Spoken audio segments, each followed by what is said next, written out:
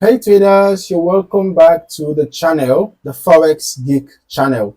In this video, we are diving into one of the most powerful indicators for day trading, and that is the relative strength index. Okay, here you go. This is the relative strength index, or the RSI. So if you're looking for a way to identify momentum shifts, spot trend reversals, and time your trades more effectively, then you are in the right place. In this video, I'll cover the best RSI settings for day trading, how to use overbought and oversold levels the right way, how to filter out false signals and improve accuracy, and how to combine RSI with price action and other indicators. So make sure to watch until the end because I'll show you some examples, on how to apply this strategy immediately. Now let's just get started.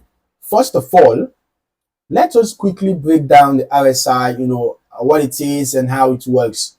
Now, the RSI is a momentum oscillator that moves between 0 and 100. As you can see here, it helps traders measure the strength and the speed of price movements. The key levels that you need to know are the overbought level, which is above 70, all right, and the oversold level, which is below 30. Now, for the overbought, price may be overextended and due for a pullback. Whenever you find RSI in overbought territory, when you find RSI in oversold territory, it means that price may be undervalued and could bounce higher.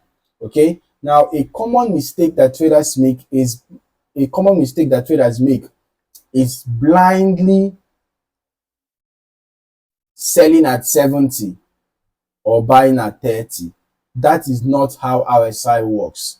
Okay. Instead, we use it alongside price action and other confirmations to find the best trade setups. Now, let's just talk about the best RSI settings for day trading. Okay. Now, you will see that the default RSI setting is 14.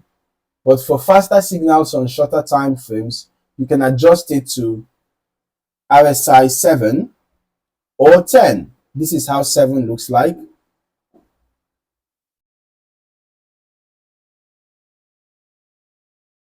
Okay.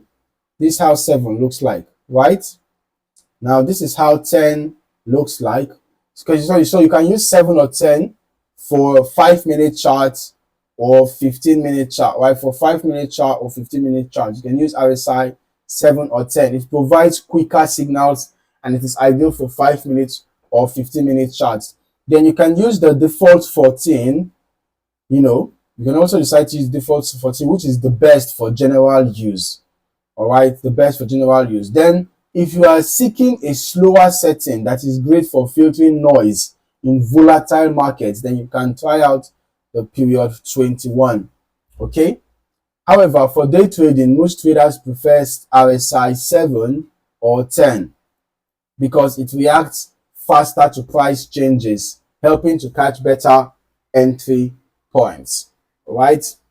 Now let's just go over how to use RSI for day trading step by step. The first step is to identify the market trend. Identify the market trend. That is the first step, okay? RSI works best when trading in the direction of the trend. All right, so first of all, check the higher time frame like the 1-hour chart to confirm the trend before entering on a lower time frame.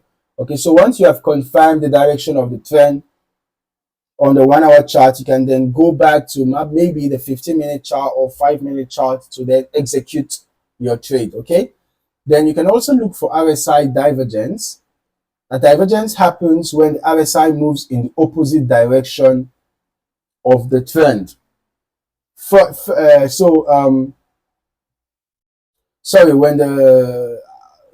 divergence happens when RSI moves in the opposite direction of price. All right, it signals a potential reversal. Okay, I want to see if I can find the divergence an example.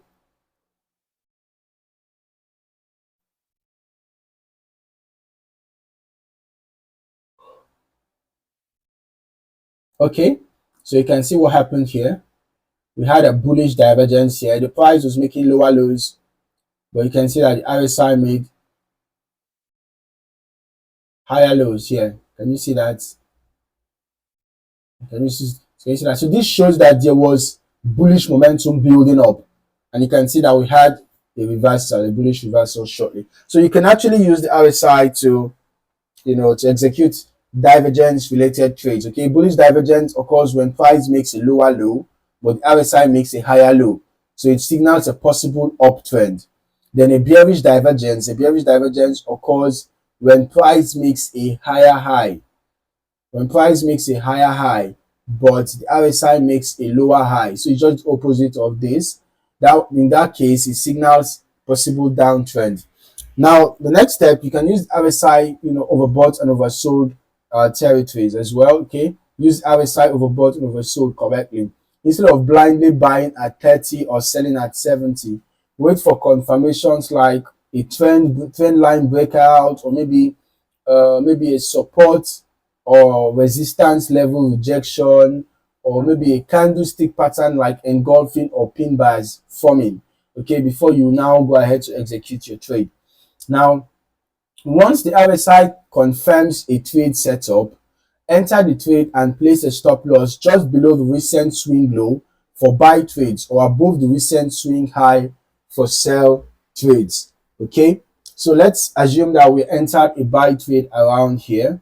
Yeah, if we entered the buy trade around here, an ideal place to set stop loss can be below the previous swing low.